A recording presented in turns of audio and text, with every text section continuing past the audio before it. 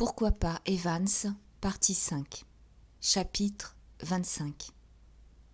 Monsieur Sprague parle. Enfin Frankie balbutia. « Comment l'avez-vous découverte ?» À l'instant même, elle comprit la sottise d'avoir prononcé ces paroles. Enfin la phrase était prononcée, et Monsieur Sprague eût été un bien médiocre homme de loi s'il n'eût compris l'aveu. « Ainsi, vous étiez au courant de cette affaire, Lady Francis ?» ?»« Oui. » Elle poussa un soupir et ajouta. « J'avoue même en être l'instigatrice, Monsieur Sprague. » »« Cela me surprend de vous. » Dans la voix de Monsieur Sprague, on sentait la lutte entre l'homme de loi outragé et le paternel avoué de la famille. « Comment cela s'est-il produit ?» demanda-t-il. « C'était une plaisanterie, » dit Frankie. « Nous ne savions à quoi passer le temps. »« Et qui a eu l'idée de se faire passer pour moi ?» Frankie le regarda, et prise d'une inspiration providentielle, elle répondit. « Le jeune duc de... » « Non, monsieur Sprague, je ne puis vous dire son nom. Ce serait déloyal de ma part. » Elle comprit aussitôt que le vent venait de tourner en sa faveur. De toute évidence, monsieur Sprague n'aurait pu pardonner une telle audace au fils d'un simple pasteur. Mais sa faiblesse pour les gens titrés le rendait indulgent devant les gamineries d'un duc. Retrouvant ses manières bénignes, il dit, en brandissant l'index. « Oh, belle et admirable jeunesse! Dans quel guêpier allez-vous vous fourrer ? Vous seriez surprise, Lady Francis, de toutes les complications légales susceptibles de découler d'une semblable plaisanterie, apparemment innocente. Ignorez-vous que vous pourriez être traîné devant un tribunal si vous aviez affaire à un autre que moi ? Que vous êtes gentil, monsieur Sprague. Pas un sur 1000 n'aurait pris la chose aussi bien que vous. Vraiment, je suis toute confuse de moi-même. » « Non, non, Lady Francis. »« Oh si, je vous l'assure. Sans doute est-ce Mrs. Rivington qui vous a tout raconté. Que vous a-t-elle dit au juste ? » ?»« J'ai la lettre ici, je viens de l'ouvrir. » Frankie tendit la main et M. Sprague lui remit la lettre d'un air de dire « Hein, voyez où peut vous conduire votre étourderie. »« Cher Monsieur Sprague, » écrivait Mrs. Rivington, « excusez ma sottise, mais je me rappelle à l'instant un détail qui aurait pu vous servir le jour de votre visite chez moi. Alan Carstairs nous a appris qu'il se rendait dans un petit pays nommé Shipping Somerton. J'espère que ce renseignement vous aidera à retrouver son adresse actuelle. Ce que vous m'avez appris sur l'affaire Maltravers m'a vivement intéressé. Je vous prie d'agréer, cher monsieur Sprague, l'assurance de mes sentiments distingués. Edith Rivington. Vous pouvez le constater par vous-même, c'est très grave, dit monsieur Sprague d'un ton sévère, tempéré par la bienveillance. J'ai cru qu'une affaire de chantage se fomentait, touchant le cas Maltravers ou mon client, M. Carstairs. Frankie l'interrompit. Alan Carstairs était-il un de vos clients ? Mais oui, il vint me consulter lors de son dernier voyage en Angleterre, le mois dernier. Vous connaissez M. Carstairs, Lady Francis ? Un peu. Un homme charmant au possible. Quand il se présenta dans mes bureaux, un souffle des libres espaces y pénétra avec lui. Il est venu vous voir au sujet du testament de M. Savage, n'est-ce pas ? Ah, c'est donc vous qui l'avez engagé à s'adresser à moi. Il ne se souvenait plus qui. Je regrette de n'avoir pu lui être d'un plus grand service. Que lui avez-vous recommandé ? Peut-être le secret professionnel vous empêche de me répondre ? Pas dans le cas présent. Selon moi, il n'y avait rien à faire, à moins que la famille de M. Savage ne décidât de dépenser de grosses sommes d'argent pour poursuivre en justice. Lady Francis, je ne conseille jamais à personne d'aller devant les tribunaux à moins de posséder tous les atouts en main. La loi est sujette à toutes sortes d'interprétations qui surprennent un esprit non averti. Un mauvais arrangement vaut mieux qu'un bon procès. Telle a toujours été ma devise. Frankie était sur des charbons ardents. À tout instant, elle redoutait de laisser deviner son jeu. « De tels cas sont moins rares qu'on ne le pense, » poursuivit M. Sprague. « Le cas de suicide ? » Non, non, je veux parler d'influence illicite. M. Savage était un homme d'affaires très capable, mais il se laissait embobiner par la première coquette venue. Celle-là était une rouée, en tout cas. « Oh, j'aimerais bien que vous me racontiez comment elle s'y est prise. M. Carstairs se laissait aller à une violente colère chaque fois qu'il m'en parlait, et jamais je n'ai su l'histoire en détail. Elle est fort simple. Je puis vous l'exposer, si cela vous intéresse. Ah oui. Monsieur Savage revint des États-Unis en novembre dernier. Comme vous le savez, c'était un homme extrêmement riche, sans parents proches. Au cours de la traversée, il lia connaissance avec une certaine Mrs. Templeton. On ne sait rien de particulier sur elle, sauf qu'elle était fort jolie et avait un mari en un lieu quelconque, dans l'ombre. « Les Caïmans », pensa Frankie. « Les traversées sont parfois dangereuses », reprit M. Spradge. Fasciné par cette sirène, M. Savage accepta de venir la voir dans sa petite propriété de Shipping Somerton.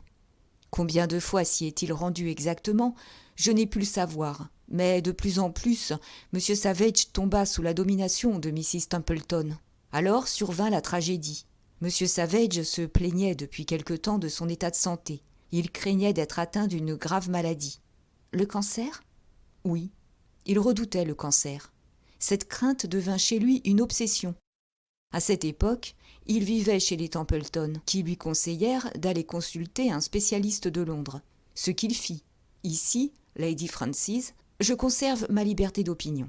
Ce spécialiste, un homme très distingué, qui depuis des années se trouve au sommet de sa carrière, jura devant le tribunal d'enquête que M. Savage n'était nullement atteint du cancer.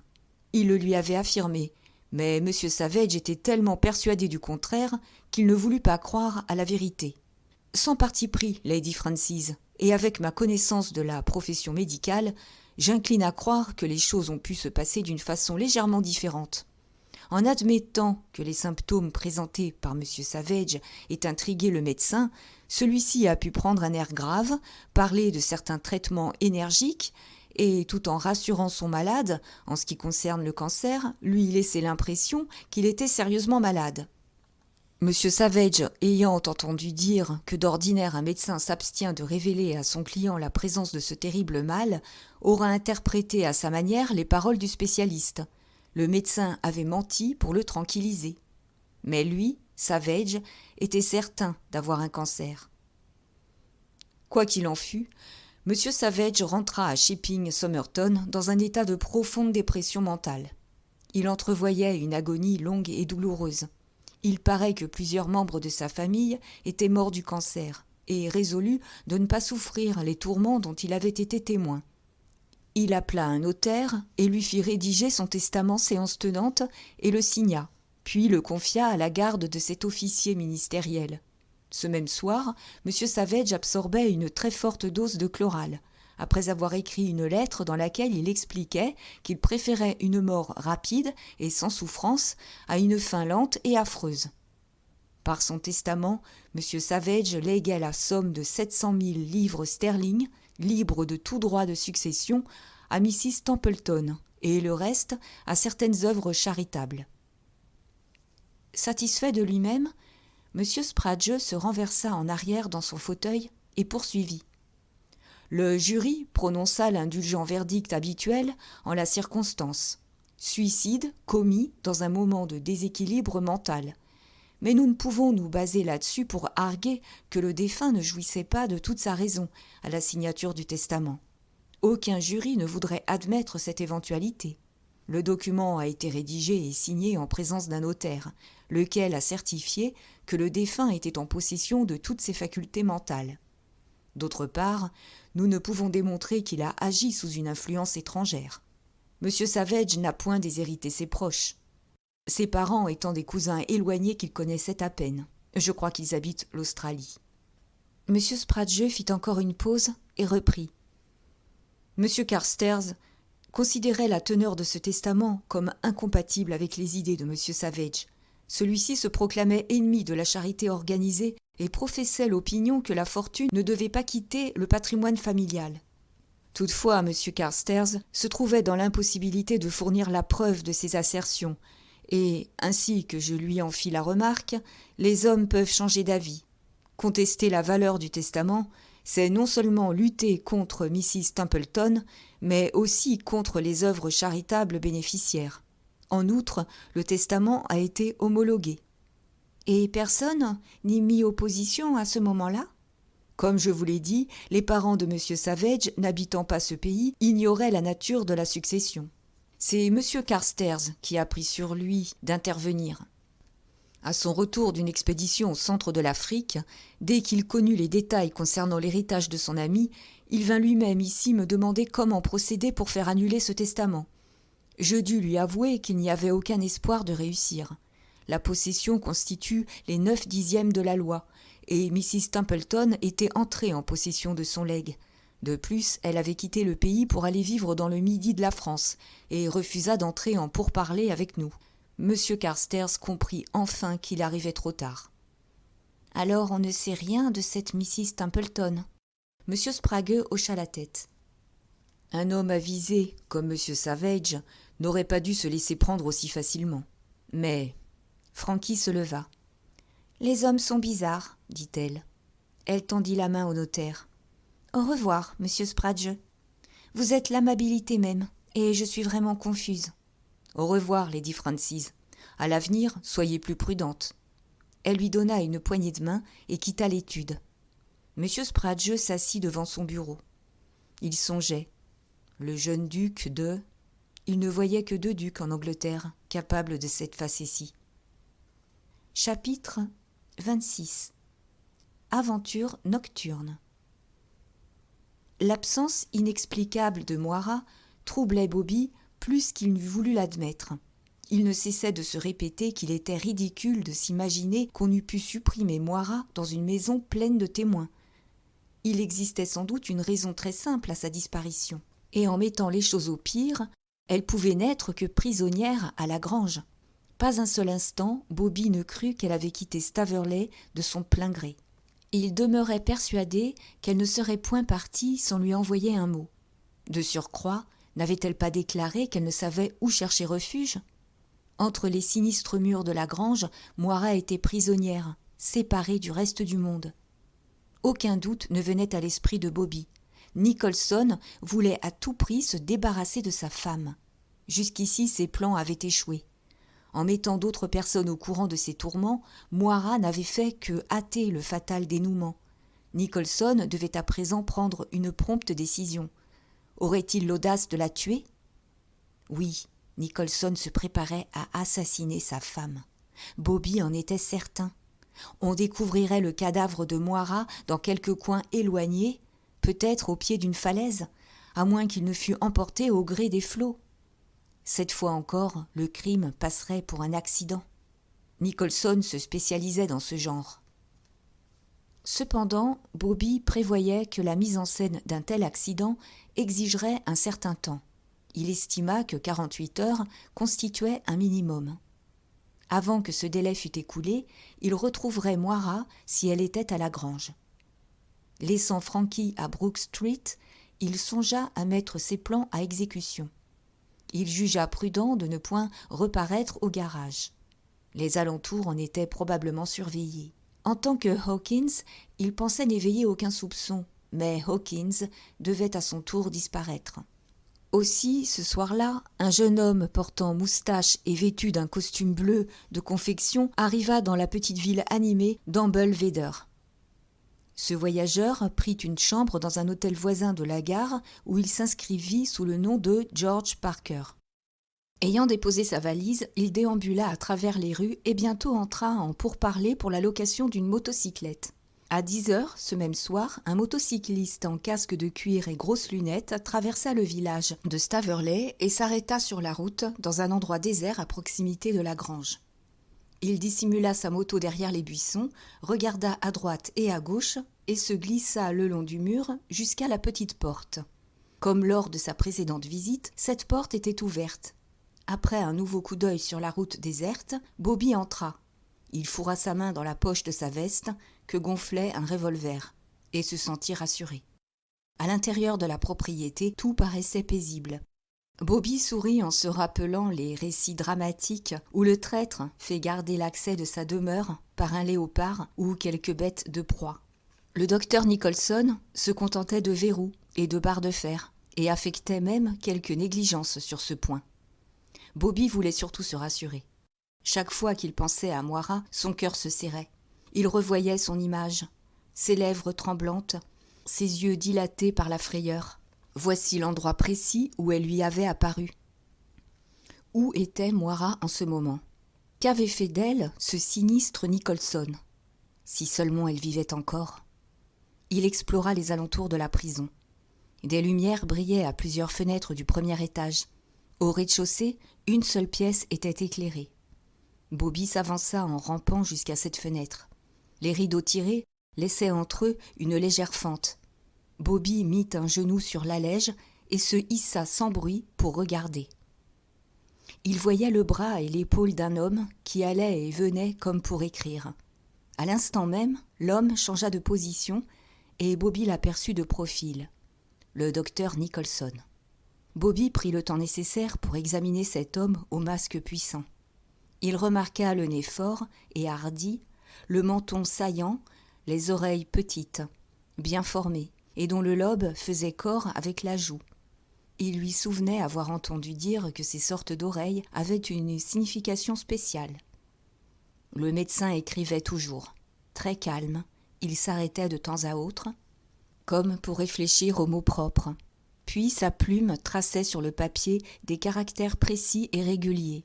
À un moment, il enleva ses lorgnons, les essuya, puis les replaça sur son nez. Enfin, Bobby glissa sur le sol, sans bruit. Nicholson semblait devoir écrire longtemps encore. Il fallait en profiter pour s'introduire dans la demeure. S'il parvenait à entrer par une fenêtre supérieure pendant que le médecin travaillait dans son bureau, il explorerait la maison à loisir plus tard dans la nuit. De nouveau, il fit le tour de l'habitation et repéra une fenêtre ouverte au premier étage. La pièce étant dans l'obscurité, il en conclut qu'elle était inoccupée pour le moment. Un arbre en rendait l'accès des plus faciles. L'instant d'après, Bobby grimpait à l'arbre. Tout allait bien et il avançait la main pour saisir le rebord de la fenêtre lorsqu'un craquement terrible se produisit. La branche qui le portait, sans doute une branche morte, se brisa et Bobby tomba la tête la première dans un fourré qui, fort heureusement, amortit sa chute. Le cabinet de Nicholson se trouvait sur ce même côté de la maison. Bobby entendit l'exclamation du médecin au moment où celui-ci ouvrait sa fenêtre. Remis du premier choc, Bobby se releva, se dégagea du fourré et traversa en courant dans un espace obscur jusqu'au sentier conduisant à la porte dérobée. Puis, il se cacha dans la charmille. Il entendit des bruits de voix et vit des lumières aller et venir du côté de l'arbre brisé. Bobby, immobile, retenait son souffle. S'il longeait le sentier, il verrait la porte ouverte, et, s'imaginant que le visiteur avait fui, il cesserait leur recherche. Cependant, les minutes s'écoulaient, et personne n'approchait. Enfin, Bobby entendit la voix de Nicholson. Il ne comprit pas les paroles du médecin, mais une autre voix, rude et plutôt vulgaire, répondit. « Tout est en ordre, monsieur, et j'ai fait ma ronde. » Peu à peu, les bruits se calmèrent. Les lumières s'éteignirent, et tout le monde parut avoir regagné la maison. Avec 1000 précautions, Bobby sortit de sa cachette. Il fit quelques pas dans le sentier et prêta l'oreille. Tout était silencieux. Il se dirigea vers l'habitation. Alors, dans les ténèbres, un objet le frappa à la nuque. Il s'écroula en avant. Chapitre 27. Mon frère a été assassiné. Le vendredi matin, une Bentley verte stoppa devant l'hôtel de la gare à Humble-de-Ver. Frankie avait téléphoné à Bobby sous son nom d'emprunt, George Parker, pour lui annoncer qu'elle se rendait à l'enquête pour témoigner de la mort d'Henry Bassington French et s'arrêterait en passant à Humble-d'Anvers. En vain avait-elle attendu une réponse télégraphique lui fixant un rendez-vous. « Monsieur Parker, miss ?» répéta le garçon d'hôtel. « Je ne crois pas que nous ayons un monsieur de ce nom. Attendez, je vais m'en informer. » Il revint au bout de quelques minutes. « Ce monsieur est venu ici mercredi soir. Il a laissé son sac en disant qu'il rentrerait peut-être dans la nuit. Son bagage est toujours là, et il n'est pas revenu le chercher. » Prête à défaillir, Frankie se raccrocha à la table. L'homme la regardait avec sympathie. « Vous êtes malade, miss ?» Frankie secoua la tête. « Non, pas du tout. Ce monsieur n'a laissé aucun message ?» L'homme s'éloigna et revint en secouant la tête.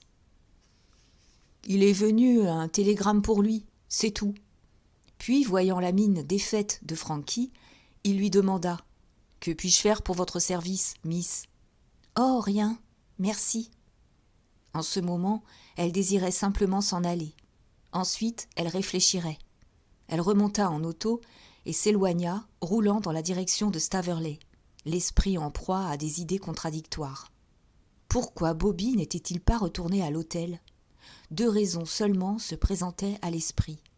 Ou bien il était sur la piste, et cette piste l'avait conduit loin d'Endeldover, ou il lui était arrivé malheur. La Bentley faisait de dangereuses embardées. Juste à temps, Frankie reprit son sang-froid. Elle était vraiment stupide de s'imaginer pareille éventualité. Bobby se portait bien. Il suivait une piste. Voilà tout. Mais pourquoi, interrogea une petite voix intérieure, pourquoi ne lui avait-il pas écrit un mot pour la rassurer ? L'explication était peut-être plus difficile, mais il avait certainement une raison valable. Le temps ou l'occasion lui avait sans doute manqué. Bobby ne s'imaginait point que Frankie s'inquiéterait outre mesure de son silence. Tout devait marcher pour le mieux. À quoi bon se créer des soucis inutiles ? L'enquête se passa sans incident. Roger y assista, ainsi que Sylvia, très belle dans ses voiles noirs. La procédure se déroula avec tact et rapidité. Tout le monde connaissait et estimait les Bassington French dans le pays, et on mit tout en œuvre pour ne point blesser inutilement les sentiments de la veuve et du frère du défunt. Frankie et Roger firent leur déposition, ainsi que le docteur Nicholson. On lut la lettre d'adieu d'Henry, et très vite on fit connaître le verdict des jurés. Suicide commis dans un accès de déséquilibre mental. Verdict indulgent, habituel en la circonstance, avait dit M. Sprague en parlant du suicide de M. Savage, le millionnaire. 2 suicides commis dans un moment de folie. Existait-il une relation entre ces 2 morts ? Que le suicide d'Henry Bassington French fût réel, cela ne faisait aucun doute aux yeux de Frankie. Elle-même en avait été, pour ainsi dire, témoin. Bobby devait renoncer à ses idées de meurtre. L'alibi du docteur Nicholson se trouvait soutenu par la déposition de la veuve elle-même. Frankie et Roger Bassington French s'attardèrent après les autres dans la salle. Le coroner avait serré la main de Sylvia en lui adressant quelques paroles de sympathie. « Frankie, » dit Sylvia au moment de sortir, « je crois que des lettres sont arrivées, à votre nom au courrier de ce matin. Excusez-moi de m'en aller si vite. Je vais me reposer un peu. Quels horribles moments je viens de passer. » Elle frissonna et quitta la salle. Nicholson la suivit en lui conseillant de prendre un sédatif. Frankie se tourna vers Roger qui marchait auprès d'elle. « Bobby a disparu, » lui annonça-t-elle. « Disparu ? » ?»« Oui. »« Comment cela ?» Elle lui fournit rapidement quelques explications. « Et on ne l'a pas revu depuis ?»« Non. Qu'en pensez-vous ?»« Rien de bon. » Le cœur de Frankie faillit lui manquer. « Alors, vous croyez… » « Oh, il ne lui est peut-être rien arrivé. Voici le médecin. » Nicholson apparut de son pas silencieux. Tout souriant, il se frottait les mains. « Cela s'est passé le mieux du monde. Le docteur Davidson a été parfait. Félicitons-nous de l'avoir eu comme coroner. »« Bien sûr, » dit Frankie d'un ton machinal. « Sachez que c'est très important, Lady Francis. La conduite du tribunal d'enquête dépend entièrement du coroner. Il exerce des pouvoirs très étendus et peut vous créer 1000 difficultés. Cette fois-ci, tout a marché comme sur des roulettes. » Une comédie parfaitement jouée, en effet. Nicholson la regarda avec stupéfaction. « Je comprends le sentiment de Lady Francis, d'autant plus que je le partage, » souligna Roger. « Docteur Nicholson, mon frère a été assassiné. » Il se tenait derrière Nicholson et ne vit point le regard épouvanté de celui-ci. Seul Frankie le remarqua. « Je sais ce que j'avance, » insista Roger. « La loi peut interpréter différemment ce décès. N'empêche qu'il y a eu meurtre.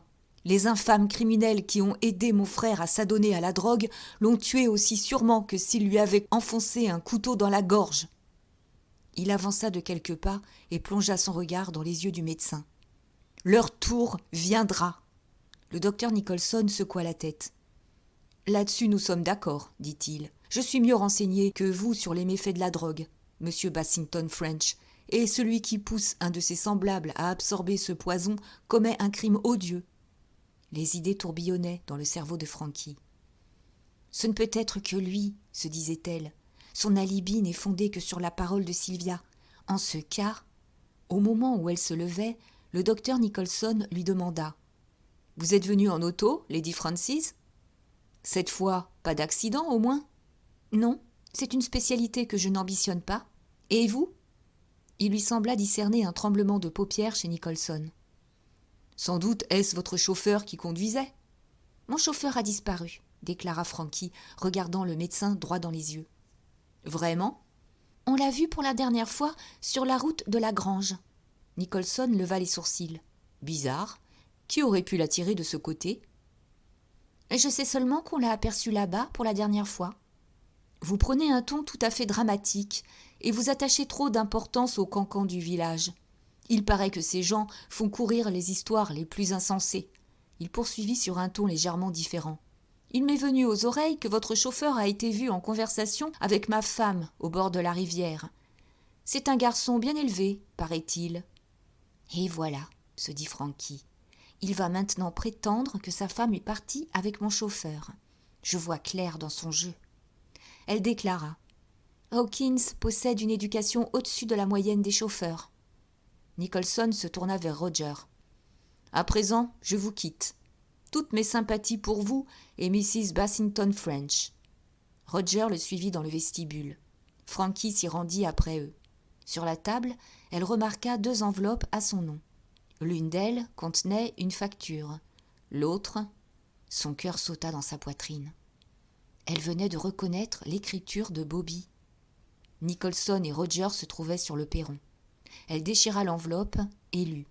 « Cher Frankie, enfin, je suis sur la piste. Rejoignez-moi le plus tôt possible à Shipping Somerton. Venez de préférence par chemin de fer. Votre Bentley est trop voyante. Les trains ne sont guère commodes, mais faites votre possible pour arriver sans tarder. Rendez-vous dans une maison appelée Tudor Cottage. Je vais vous expliquer exactement l'itinéraire à suivre. Ne demandez point votre route. » Suivaient des instructions détaillées concernant la direction à prendre. Est-ce compris ? Pas un mot à personne. Ces mots étaient fortement soulignés. À personne. Toujours sincèrement à vous, Bobby. Frankie froissa la lettre dans la paume de sa main. Ainsi, tout marchait bien. Bobby, sain et sauf. Il était sur la piste. Et, coïncidence bizarre, sur la même piste qu'elle. Frankie était allé à Somerset House consulter le testament de John Savage. Rose Emily Templeton y était désignée comme épouse d'Edgar Templeton, habitant Tudor Cottage, à Shipping Somerton. De plus, Shipping Somerton figurait sur la page ouverte de l'indicateur ABC, trouvé dans le logement vide de St. Leonard's Gardens. Les Cayman étaient partis pour Shipping Somerton. Tout concordait admirablement. Ils approchaient du but. Roger Bassington French revint vers elle. « Rien de sensationnel dans votre courrier ?» Frankie hésita. Certes, Bobby ne songeait pas à Roger lorsqu'il lui conseillait de ne rien révéler à personne. Alors, elle se rappela les mots soulignés. Elle se souvint aussi de ses soupçons. S'ils étaient fondés, Roger pourrait la trahir sans même s'en douter. Elle n'osa formuler devant lui les pensées qui avaient assailli son cerveau. Elle se contenta de répondre. « Non, rien d'important. » 24 heures ne s'étaient pas écoulées qu'elle regrettait déjà cette décision. Au cours des heures qui suivirent, elle regretta également d'avoir suivi le conseil de Bobby et laissé la Bentley à Merroway. Shipping Somerton n'était pas très éloigné à vol d'oiseau, mais par chemin de fer, il fallait changer 3 fois, avec chaque fois une longue attente dans les gares de campagne. Ce mode de voyage ne convenait guère à l'impétuosité naturelle de la jeune fille, mais pourtant, elle dut reconnaître que Bobby avait eu raison. La Bentley était par trop visible. Il faisait déjà sombre quand le train de Frankie s'arrêta à la petite station de Shipping Somerton. La pluie tombait. Frankie boutonna le col de son manteau et se mit en route. Le chemin était facile à reconnaître. La jeune fille aperçut bientôt les lumières du village, tourna à gauche et prit un sentier montant. Arrivée au bout, elle tourna à droite et vit, au pied de la colline, le groupe de maisons composant le village et tout près d'elle, une jolie clôture en bois. Elle craqua une allumette et vit ces 2 mots, Tudor Cottage. Personne en vue. Frankie leva le loquet et entra. Au milieu d'une ceinture de sapins, elle distingua la silhouette de la maison. Elle se posta derrière un arbre, d'où elle voyait parfaitement la porte d'entrée.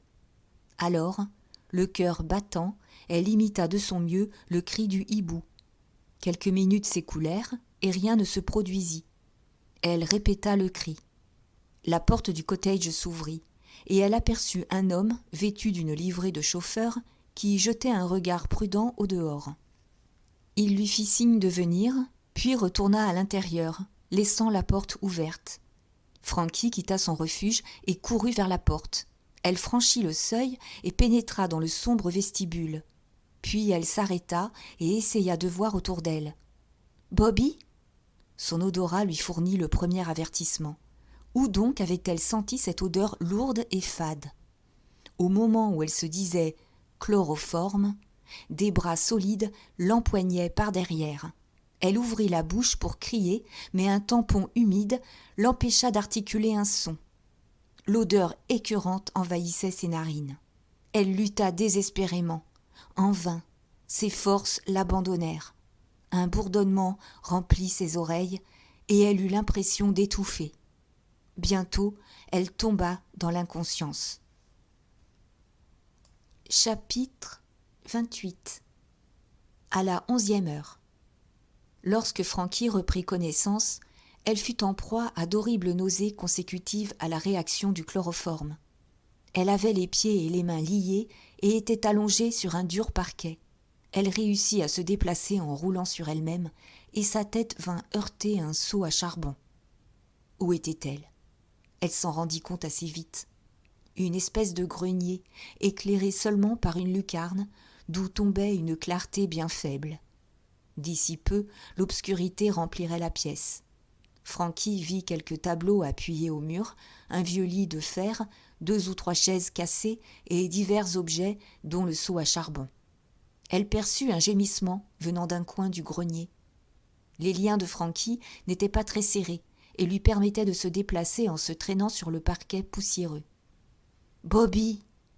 C'était en effet Bobby, pieds et poings liés, en outre bâillonné, mais il avait réussi à dénouer presque entièrement le bâillon. Frankie vint à son aide. Bien qu'attachés ensemble, ses mains pouvaient lui rendre quelques services. Enfin, Bobby parvint à prononcer le nom de Frankie. « Je suis heureuse que nous nous retrouvions ensemble, » dit Frankie à voix basse. « Mais on nous a pris pour des imbéciles, je crois. »« Je crois aussi, » soupira tristement Bobby. « Comment vous ont-ils pris ?» demanda Frankie. « Avant ou après que vous m'ayez écrit ?»« Je vous ai écrit, moi ? Première nouvelle. »« Que je suis sotte. J'aurais dû m'en douter. Toutes ces recommandations de n'avertir personne. »« Écoutez, Frankie, je vais vous raconter mon histoire. Ensuite, vous me mettrez au courant de la vôtre. » Il narra son voyage à la grange dont le triste épilogue l'avait conduit à ce grenier. « Je suis revenu à moi dans ce lieu même. Il y avait un peu de nourriture et de boisson sur un plateau. Mourant de faim, j'y goûtais. Sans doute ces aliments étaient-ils drogués, car le sommeil s'est emparé de moi aussitôt. Quel jour sommes-nous ? Vendredi. Et j'ai reçu ce fameux coup sur le crâne mercredi soir. Depuis, je suis resté dans une demi-inconscience. Dites-moi à présent ce qui s'est passé pour vous. » Frankie fit le récit de ses aventures, en commençant par sa visite à M. Sprague, jusqu'au moment où elle crut reconnaître la silhouette de Bobby dans l'encadrement de la porte. « Alors ils m'ont chloroformé et j'ai eu mal au cœur. »« Qu'allons-nous faire, Frankie ? » ?»« Si seulement j'avais parlé à Roger de votre lettre. J'y avais d'abord pensé, puis j'ai hésité et j'ai suivi exactement vos instructions. » en sorte que personne ne sait où nous sommes. Ma chère, la situation n'est pas drôle. Nous étions un peu trop sûrs de nous-mêmes. Autre chose m'intrigue. Pourquoi ne nous a-t-on pas assommés d'un bon coup sur la tête ? Nicholson ne doit pas s'arrêter à de tels scrupules. Il a sûrement un plan. Eh bien, ayons-en un, nous aussi. Il faut absolument sortir d'ici. Comment nous y prendre ? Appelons au secours. Un passant pourrait nous entendre. Mais le fait que Nicholson ne vous a pas bâillonné indique assez l'inutilité de nos appels. Vos mains sont liées de façon plus lâche que les miennes, si j'essayais de les dénouer avec mes dents. C'est curieux comme ce genre d'opération paraît facile dans les romans, soupira Bobby. Mais j'ai l'impression que mes efforts ne produisent aucun effet. Mais si, protesta Frankie, la corde se desserre. Attention, quelqu'un monte. Elle se roula loin de Bobby. Un pas lourd gravissait l'escalier. Un trait de lumière filtra sous la porte. Une clé fut introduite dans la serrure et la porte s'ouvrit lentement. « Et comment vont nos deux tourtereaux ?» demanda le docteur Nicholson. Il portait une bougie à la main. Bien que son chapeau fût abaissé sur ses yeux et que le col relevé de son grand manteau cachât à demi son visage, sa voix suffit pour le trahir. Il hocha la tête et dit d'un ton enjoué. « C'est impardonnable de vous être laissé prendre si facilement au piège, charmante demoiselle. » Ni Frankie ni Bobby ne soufflaient mot. L'avantage de la situation appartenait indiscutablement à Nicholson, et il leur était bien difficile de répondre. Nicholson posa son bougeoir sur une chaise. Il examina les liens de Bobby et approuva d'un signe de tête, puis il se dirigea vers Frankie. Ainsi qu'on me l'a souvent répété dans mon enfance, les doigts existaient avant les fourchettes, et on a employé les dents avant de se servir des doigts. Je constate que les dents de votre ami ont admirablement manœuvré. Une lourde chaise en chêne, au dossier brisé, se trouvait dans un coin. Nicholson souleva Frankie, l'assit sur ce siège et consolida ses liens. « J'espère que vous n'êtes pas trop gêné. Votre supplice ne durera pas longtemps. » Frankie retrouva sa langue. « Qu'allez-vous faire de nous ?» Nicholson retourna vers la porte et reprit sa bougie. « Lady Francis, vous m'avez reproché de trop aimer les accidents. C'est peut-être vrai. En tout cas, je vais en simuler un nouveau. » « Qu'entendez-vous par là ? Vous voulez tout savoir ? Eh bien, soit. Lady Francis Derwent est en train de conduire son automobile, son chauffeur assis à côté d'elle. La jeune femme prend une vieille route conduisant à une carrière. La voiture dégringole dans le ravin. Lady Francis et son chauffeur sont tués sur le coup. « Pas nécessairement, observa Bobby. Il faut compter avec l'imprévu. Un de vos plans a déjà échoué dans le pays de Galles. Votre puissance d'absorption de morphine est prodigieuse, mais cette fois, vous et Lady Francis serez bel et bien morts lorsqu'on découvrira vos corps. » Malgré lui, Bobby frissonna. La voix de Nicholson contenait une note de satisfaction. On eût dit un artiste contemplant un chef-d'œuvre. « Vous vous trompez, » dit fermement Bobby, « surtout en ce qui concerne Lady Francis. »« C'est exact, » appuya Frankie. « Dans cette lettre si adroitement imitée, vous me conseillez de n'apprendre à personne l'endroit où je me rendrai. Eh bien, j'ai cru bon de faire exception pour Roger Bassington French. Il sait tout. S'il nous arrive malheur, il vous dénoncera à la justice. Vous feriez bien mieux de nous rendre notre liberté et de quitter ce pays au plus vite. » Nicholson garda un instant le silence. « J'appelle cela de l'esbrouffe, » s'exclama-t-il en se tournant vers la porte. « Et votre femme, l'avez-vous tuée ?» cria Bobby. « Moira est encore en vie. Pour combien de temps ? Je ne sais pas au juste. Tout dépend des circonstances. » Il leur adressa un petit salut ironique. « Au revoir. Je pense avoir terminé mes préparatifs d'ici 2 heures. En attendant, je vous autorise à discuter votre sort. Mais si vous appelez au secours, je viens vous régler votre compte. » Il sortit et referma la porte à clé. « Ce n'est pas vrai, » déclara Bobby. « Les choses ne se passent pas ainsi. Dans les romans, il surgit toujours un sauveur de la 11e heure. déclara Frankie pour essayer de ranimer leur courage. C'est une situation invraisemblable. Nicholson lui-même me fait l'effet d'un être imaginaire. Je souhaite l'apparition de votre sauveur de la 11e heure, mais je ne vois pas qui pourrait venir à notre secours. Si seulement j'avais parlé de mes projets à Roger. Peut-être Nicholson croit-il que vous l'avez fait ? Non, il ne m'a pas cru. Cet homme est trop rusé, bien plus rusé que nous. Frankie, savez-vous ce qui me tracasse le plus ? Non. Eh bien, c'est qu'en cet instant, alors que nous allons être précipités dans l'autre monde, nous ignorons encore qui est le fameux Evans. Demandons-le à notre bourreau, comme ultime faveur. Il ne peut nous refuser. Je suis aussi curieuse que vous, Bobby, et je ne voudrais pas mourir sans savoir qui est Evans. Tous deux se turent. Puis Bobby demanda : « Pensez-vous que nous devrions appeler au secours ?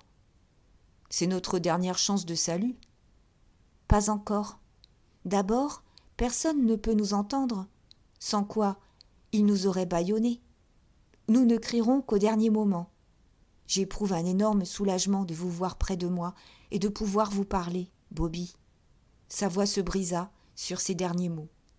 Frankie, je vous ai entraîné dans une fichue histoire. Ne regrettez rien, c'est moi qui ai voulu en être. Croyez-vous qu'il mettra son plan à exécution ? J'en ai bien peur. Il est capable de tout. Croyez-vous à présent que c'est lui l'assassin d'Henry Bassington French ? Si cela était possible. Cela est possible, à une condition, que Sylvia soit sa complice. Frankie. Évidemment, cette pensée m'a fait horreur dès le début. Mais en y réfléchissant bien, pourquoi se montrait-elle si aveugle au sujet de la drogue prise par son mari ? Pourquoi s'opposait-elle si fort à ce qu'on envoyât celui-ci ailleurs qu'à la grange ? En outre, elle se trouvait dans la maison lorsque le coup de feu a été tiré. C'est peut-être elle qui a tiré ? Oh non. Pourquoi pas ? Ensuite, elle a remis la clé du bureau à Nicholson, qui l'aura glissée dans la poche d'Henry. Il devrait exister des signes distinctifs pour reconnaître les criminels. Dans les sourcils, les oreilles. Mon Dieu. Qu'y a-t-il ? Frankie, c'est un autre que Nicholson qui est venu tout à l'heure. Vous perdez la tête ? Qui est-ce alors ? Je ne sais pas, mais ce n'est pas Nicholson. J'ai eu tout le temps l'impression de ne pas me trouver devant le véritable personnage, sans d'ailleurs m'expliquer pourquoi. Le fait de vous entendre parler d'oreilles me remet un détail dans la mémoire. L'autre soir, j'observais Nicholson par la fenêtre. J'ai remarqué ses oreilles. Les lobes sont collés aux joues.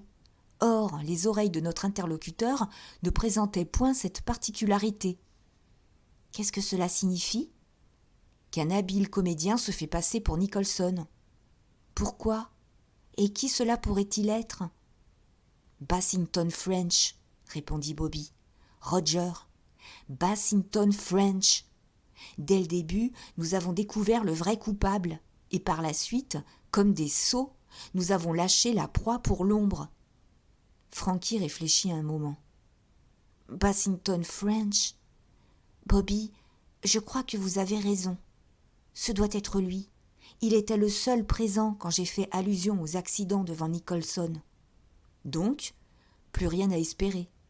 Je conservais encore quelque espoir que Roger Bassington French découvrirait par miracle notre prison. Personne ne sait où nous sommes. Nous sommes perdus, Frankie. À peine achevait-il ces paroles qu'un bruit se produisit au-dessus de leur tête.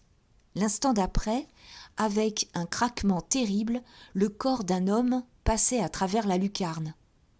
Bobby. Nom de nom. C'est Badger. Chapitre 29. Le récit de Badger. Il n'y avait pas une seconde à perdre. Déjà, on entendait du bruit à l'étage au-dessous. « Vite, Badger, enlève un de mes souliers. Obéis et laisse là tes questions. Tire-le comme tu pourras et pose-le au milieu du verre cassé. Vite, cache-toi sous le lit. Vite, te dis-je. » Des pas montaient dans l'escalier. La clé tourna dans la serrure. Nicholson, le pseudo-Nicholson, se tenait dans l'embrasure de la porte, bougie en main. Il vit Frankie et Bobby tels qu'il les avait laissés, Mais au milieu du grenier, il aperçut un tas de verre brisé au milieu duquel gisait un soulier. Surpris, il regarda les pieds de Bobby. « Je vous félicite, mon petit ami, » dit-il d'un ton sec. « Voilà une acrobatie sensationnelle. » Il se dirigea vers le jeune homme, examina les liens et y ajouta 1 ou 2 nœuds supplémentaires. « Je voudrais bien savoir comment vous avez réussi à lancer votre soulier contre les vitres. Cela tient du prodige. » Il regarda ses 2 prisonniers, leva les yeux vers la lucarne, haussa les épaules et sortit. « Vite, Badger !» Celui-ci sortit de dessous le lit. À l'aide de son canif, il coupa rapidement les liens de Frankie et Bobby. « Ouf !» dit Bobby. « Je suis tout ankylosé. Eh bien, Frankie, que pensez-vous de notre ami Nicholson ?»« Vous avez raison, c'est bien Roger Bassington French. Maintenant, je le reconnais. Mais il imite Nicholson à merveille. Du moins, pour la voix et les lunettes. À Oxford, je me trouvais avec un Bassington French, dit Badger. Un acteur excellent, mais mauvaise tête. Une sale histoire avec un chèque sur lequel il imita le nom de son père. Le vieux l'a mis à la porte.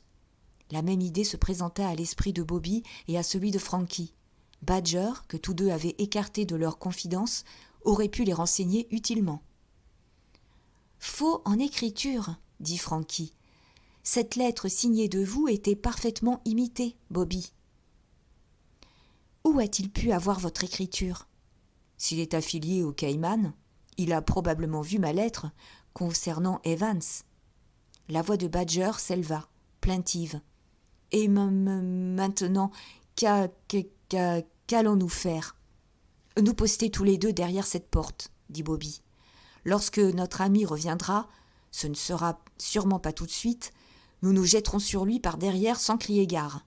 Que penses-tu de cette idée ? » « J'en suis. Quant à vous, Frankie, au moindre bruit de pas, vous vous remettez sur votre chaise. En ouvrant la porte, il vous verra et entrera sans méfiance. »« Fort bien. Dès que vous l'aurez jeté à terre, je viendrai à la rescousse et lui serrerai la gorge. » Voilà une petite femme courageuse. Badger, raconte-nous à présent quel miracle t'a conduit jusqu'à nous. Quand vous êtes parti, j'ai connu la purée noire. Bribe par bribe, ses amis arrachèrent à Badger son histoire. Vrai désastre, avec dettes et tout le cortège de créanciers et huissiers. Bobby avait filé sans laisser d'adresse, en disant simplement à son ami qu'il conduisait la Bentley à Staveley. « J'espérais que tu me prêterais 5 livres. » Au fond, Bobby se reprochait d'avoir lâché son associé pour jouer au détective avec Frankie, alors que ce brave Badger ne semblait point lui en tenir rigueur. Badger ne songeait point à entraver les mystérieuses entreprises de Bobby. Il avait cru qu'il était facile de repérer dans un petit village comme Staveley une automobile comme la Bentley verte de Frankie. Et avant d'arriver à Staveley, il avait aperçu la voiture vide sur la route devant une auberge. Alors, j'ai voulu vous faire une petite surprise. À l'arrière se trouvaient des couvertures et il n'y avait personne en vue. Je me glissais dessous les couvertures et attendis votre arrivée. Mais voici ce qui s'est passé. De l'auberge sortit un chauffeur en livrée verte et Badger, regardant à la dérobée de dessous ses couvertures, constata que ce chauffeur n'était pas Bobby. Il lui sembla que le visage de l'homme en livrée ne lui était pas inconnu, mais il ne put l'identifier. L'inconnu monta sur le siège et la voiture partit. Dans cette situation embarrassante, Badger ne savait quelle décision prendre. Des explications et des excuses n'étaient pas faciles à donner à un chauffeur qui conduisait à 80 à l'heure. Badger fit le mort, décidé à se glisser hors de la voiture au prochain arrêt. Parvenu à destination, c'est-à-dire Tudor Cottage, le chauffeur rentra l'auto au garage et s'éloigna après avoir fermé les portes. Badger était prisonnier. Par la petite fenêtre du garage, une demi-heure plus tard, il fut témoin de l'arrivée de Frankie, entendit son appel et la vit entrer dans la maison. Intrigué au plus haut point, il commença de flairer quelque chose de louche et résolut de jeter un coup d'œil à l'intérieur du cottage. À l'aide de quelques outils trouvés dans le garage, il réussit à forcer la serrure et sortit pour inspecter les lieux. Tous les volets du rez-de-chaussée étaient clos et Badger monta sur le toit dans l'espoir de se glisser par une des fenêtres du premier étage. La montée sur le toit fut l'affaire d'un instant. Une gouttière longeant le bord du garage et gagnant le toit de la maison offrait un moyen d'escalade des plus aisés. Dans son excursion aérienne, Badger arriva sur la lucarne du grenier. La nature et le poids du jeune homme firent le reste. Bobby poussa un long soupir lorsque Badger acheva son récit. « Sache, mon vieux Badger, que tu nous sauves la vie. Sans toi, Frankie et moi serions 2 jolis cadavres d'ici 1 heure. » Il mit Badger au courant de ses faits et gestes et de ceux de Frankie. Il allait achever son récit lorsqu'il sursauta. « On vient. À votre poste, Frankie. Voici le moment de donner une bonne leçon à notre excellent comédien Bassington French. » Frankie, sur la chaise sans dossier, affecta une attitude prostrée. Bobby et Badger se placèrent à côté de la porte, prêts à l'attaque. Les pas approchaient. Un rayon lumineux filtra sous la porte. La clé tourna dans la serrure, la porte s'ouvrit toute grande. La lumière de la bougie éclaira Frankie affalé sur sa chaise. Le geôlier avança vers elle. Alors, d'un seul élan, Badger et Bobby bondirent sur lui. Attaqué par surprise, l'homme fut renversé sur le sol. La bougie roula au loin et Frankie la ramassa. Quelques secondes plus tard, les 3 amis contemplaient avec un malicieux plaisir leur ennemi ficelé avec les mêmes liens qui avaient ligoté 2 d'entre eux. « Bonsoir, monsieur Bassington French, » dit Bobby. « Quelle belle nuit pour un enterrement !» Chapitre 30. La fuite. L'homme étendu sur le parquet les regardait fixement. Ses lunettes ainsi que son chapeau étaient tombés dans la lutte. Impossible de déguiser plus longtemps son identité. De légères traces de maquillage se voyaient autour des sourcils, mais par ailleurs, c'étaient les traits agréables de Roger Bassington French. À présent, il parlait de sa belle voix de ténor. « Je savais, parbleu, qu'un homme ligoté comme vous l'étiez ne pouvait lancer sa chaussure à travers cette lucarne. Mais comme votre soulier gisait là, au milieu des débris de verre, j'ai conclu que l'impossible s'était produit. » Comme personne ne disait mot, il poursuivit du même ton pensif. « Ainsi donc, vous avez gagné la partie. Dénouement inattendu et fort agréable. Je croyais pourtant bien vous avoir berné. » « Jusque-là, vous n'y aviez pas trop mal réussi ? C'est vous sans doute l'auteur de cette fausse lettre de Bobby ? Je possède un certain talent d'imitation. » « Et comment avez-vous enlevé Bobby ?» Toujours allongé sur le dos et ligoté, Roger semblait goûter un réel plaisir à les renseigner. Certain qu'il se rendrait à la grange, je l'attendis dissimulé au bord du sentier dans les buissons. Lorsqu'il battit en retraite, après être tombé de son arbre, et que l'agitation produite par le bruit se fut apaisée, je le frappai d'un coup net sur la nuque à l'aide d'une matraque en caoutchouc. Je le transportai jusqu'à l'endroit où j'avais arrêté ma voiture, le jetai dans le fond et l'amenai ici. Avant l'aube, j'étais de retour à Merroway. « Et Moira ?» demanda Bobby. « Êtes-vous parvenu à l'enlever par quelque supercherie ?» Roger sourit de nouveau. « La contrefaçon est un art des plus utiles, mon cher Jones. »« Espèce de brute !» Frankie intervint. Sa curiosité n'était pas satisfaite et leur prisonnier paraissait disposé à parler. « Pourquoi vous êtes-vous fait passer pour le docteur Nicholson ?»« En effet, pourquoi ?» Roger semblait se poser la question à lui-même. « Eh bien, en partie pour voir si j'étais capable de vous duper tous les deux. Vous étiez si sûr de la culpabilité du pauvre vieux Nicholson, simplement parce qu'il vous a interrogé sur votre accident avec son air solennel. C'est un de ses moindres travers. Il adore entrer dans les détails. »« Alors, il est innocent ?» questionna Frankie. « Comme l'enfant qui vient de naître. Mais il m'a rendu un fier service en attirant mon attention sur votre accident. Cela m'a éclairé sur votre compte. Cela et autre chose.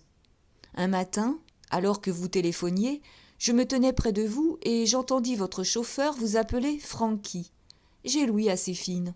Je me suis offert à vous accompagner en ville et vous avez accepté. Mais je crois vous avoir soulagé d'un grand poids en changeant d'avis. Je dois dire que je m'amusais follement à vous entendre accuser ce brave Nicholson, incapable de faire du mal à une mouche. Il possède le physique du super criminel dans les films. Pourquoi ne pas vous laisser mijoter dans votre erreur ? Mais on ne peut tout prévoir. Les plans les mieux échafaudés échouent parfois, ainsi que le démontre ma défaite actuelle. « Il vous reste un détail à m'apprendre, » dit Frankie. « Qui est cet Evans ?»« Non, vraiment, vous ne le savez pas ?» dit Bassington French en éclatant de rire de nouveau. « Dieu que c'est drôle. Cela montre à quel point on peut être idiot. À qui faites-vous allusion ? » Non, à moi, après tout. Si vous ignorez qui est Evans, je ne vois pas pourquoi je vous l'apprendrais. Je garde ce petit secret pour moi. La situation devenait ridicule. Bassington French, à présent leur prisonnier, ligoté sur le parquet, triomphait et semblait leur dicter la loi. « Puis-je connaître vos projets ?» leur demanda-t-il. Pour l'instant, aucun d'eux n'en avait formé. Bobby balbutia cependant quelques mots concernant la police. « C'est le meilleur parti à prendre, » approuva Roger. « Téléphonez au prochain poste et livrez-moi. On m'inculpera d'enlèvement. Il me sera bien difficile de nier l'évidence, mais j'aurai comme circonstance atténuante un amour irrésistible, » ajouta-t-il en regardant Frankie, qui devint très rouge. « Vous aurez également à répondre d'un meurtre. »« Les preuves, ma chère enfant. Vous n'en pouvez fournir aucune. »« Badger, » dit Bobby à son ami, « reste ici pour surveiller ce lascar pendant que je téléphonerai à la police. »« Soyez prudent, » conseilla Frankie. « Nous ignorons s'il n'y a pas de complice dans la maison. »« J'opère seul, » affirma Roger.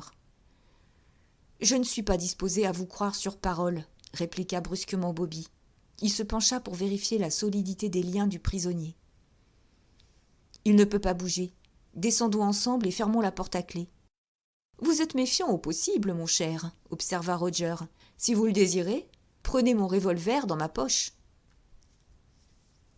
Dédaignant le ton moqueur de son prisonnier, Bobby se baissa et prit l'arme. « Attention, il est chargé !» Bobby saisit la bougie et tous trois sortirent du grenier, abandonnant Roger solidement ficelé. Bobby ferma la porte avec soin, puis glissa la clé dans sa poche. Il tenait le revolver à la main. « Je passe le premier. »« Quel drôle d'oiseau !» dit Badger, parlant de l'homme qu'il venait de quitter. « En tout cas, il est beau joueur, » dit Frankie. Même à présent, elle restait sous le charme de cet étrange personnage. Un petit escalier étroit les conduisit au premier étage. Là, tout était silencieux. Bobby jeta un coup d'œil par-dessus la rampe et vit le téléphone en bas, dans le vestibule. Inspectons ces chambres avant d'aller plus loin. On pourrait nous attaquer par derrière. Badger ouvrit les portes l'une après l'autre. Des 4 chambres à coucher, 3 étaient vides. Dans la 4e, ils virent une forme mince étendue sur le lit. « C'est Moira !» s'exclama Frankie. Les 2 autres s'approchèrent. Moira semblait sans connaissance. Elle respirait très faiblement. « Dort-elle » demanda Bobby inquiet. « Je crois qu'on l'a droguée, » dit Frankie. Elle inspecta la chambre et vit sur une soucoupe, près de la fenêtre, une seringue hypodermique, une petite lampe à alcool et un genre d'aiguille servant pour la morphine. « Elle ne tardera sans doute pas à revenir à elle, mais nous devrions appeler un médecin. » Tous 3 descendirent dans le vestibule. Frankie appréhendait une coupure dans les fils téléphoniques, mais ses craintes n'étaient pas fondées. Bobby obtint facilement le poste de police locale, mais éprouva de grandes difficultés à expliquer la situation.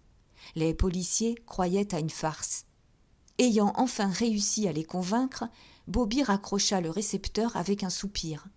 Il avait également demandé un médecin et le policier avait promis d'en amener un. 10 minutes plus tard, une automobile s'arrêta devant Tudor Cottage, transportant un inspecteur, un constable et un homme d'âge mûr dont l'aspect révélait la profession. Après leur avoir expliqué en détail toute l'aventure, Bobby et Frankie les conduisirent au grenier. Bobby ouvrit la porte et resta bouche bée sur le seuil. Au milieu du plancher, il vit un tas de cordes coupées et, sous la lucarne, une chaise placée sur le lit qu'on avait traînée à l'endroit propice. Plus de Roger Bassington French dans le grenier. Bobby, Frankie et Badger en demeurèrent interdits. « C'est de la sorcellerie !» s'exclama Bobby. « Comment diable a-t-il réussi à se défaire de ses liens ?»« Il avait peut-être un couteau dans sa poche, » observa Frankie. « Comment aurait-il pu s'en servir avec les 2 mains liées derrière le dos ?» L'inspecteur tout sauta. Ses premiers soupçons réapparaissaient. Il se croyait être le jouet de mauvais plaisants. Frankie et Bobby recommencèrent une longue histoire qui, de minute en minute, s'avérait invraisemblable. Le médecin les tira d'affaire. En entrant dans la chambre où Moira était étendue, il déclara que la jeune femme avait été droguée avec de la morphine ou quelque préparation à l'opium. Il jugeait son état sans gravité et pensait qu'elle se réveillerait naturellement dans 4 ou 5 heures. Il proposa de l'emmener dans une maison de santé du voisinage. Bobby et Frankie ne soulevèrent aucune objection.